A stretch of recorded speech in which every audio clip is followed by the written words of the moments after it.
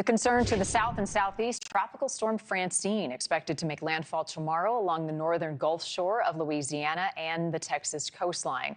You can see some video here. South Texas already seeing some flooding. The storm likely to turn into a hurricane later today with sustained winds up to 65 miles per hour. NewsNation meteorologist Max Saparis is tracking the storm. How much stronger might it get? It's going to be a quick intensification process here, Marni. By this time tomorrow, already a hurricane, strengthening to a Category 2 as it makes landfall on the Louisiana coastline. And we're seeing the storm get its act together a bit more. You can see that center of circulation tightening up as this drifts to the north at 5 miles per hour. As Marni mentioned, winds sustained at 65 miles per hour, but a significant jump on the way as that intensifies late today into tonight. With hurricane warnings in place for the entire coastline of Louisiana, that is going to be the target zone for the worst impacts from this storm. There you see up to a Category 1 tonight and a Category 2 on the way with 100-mile-per-hour winds by tomorrow afternoon as it makes landfall somewhere west of Houma near Lake Charles or Lafayette most likely. So you can see heavy rain associated with the system. It's running into another weather system to the north. That's why there's so much rain right along the Gulf shoreline. And we're going to be tracking these feeder bands all day long along Texas before this tightens up, with most of the rain making a bullseye towards Louisiana tonight through tomorrow before this moves through the Mississippi River Valley as we enter into Wednesday evening and Thursday. So we are going to be tracking the next 36 hours as an intense storm system here with up to 12 inches of rain possible for much of Louisiana. Still looks like 4 to 8 inch totals even farther to the north. So we know what happens here, Marni. We have extreme impacts along the coastline with that flooding potential farther inland. 5 to 10 foot storm surge expected between Lake Charles and Houma. I think New Orleans, you're spared the worst of it, around a 2 to 4 foot storm surge, Marni. Yeah, been there, seen that. Don't want to see some of that devastation repeat itself. Max, thank you. NewsNation correspondent Jorge Ventura is with us. He is on South Padre Island in Texas as people there brace for some of this bad weather. Are you starting to see the flood conditions, and what do the preparations look like, Jorge?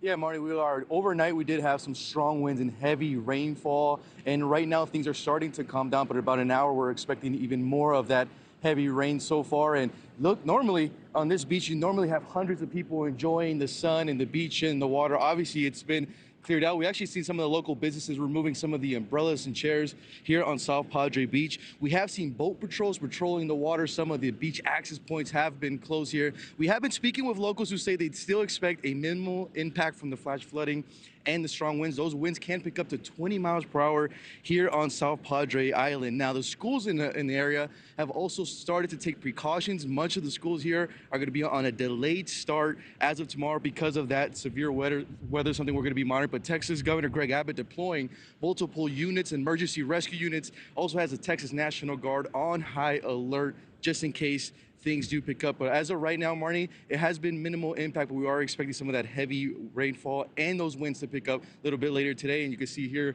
the tide starting to roll up here on the Texas coast here right on the shores. Angry looking ocean at this point. You mentioned Governor Abbott and some of the state resources. What are they putting forth in terms of the state response before this storm really comes ashore? So according to Governor Greg Abbott, he has activated the Texas National Guard. They will actually have helicopters and also high patrol vehicles on standby just in case of any emergency units. Also, the Texas Emergency Division has been activated as well. Multiple rescue units just throughout the state here, especially on the Texas coast. But we've been speaking with local officials. They expect the impact to be minimal here, also in areas like Houston, but that could also change. But right now here, Marni, we can actually already see that wind picking up. Like I said, it could be as high as 20 miles per hour here on South Padre Island. As you can see clearly, the locals have cleared out, at least from the coastal areas here in South Padre Island, Marni. Thank you for watching. Go to newsnationnow.com to find NewsNation on your television provider. And don't forget to click the red subscribe button below to get more of NewsNation's fact-driven, unbiased coverage.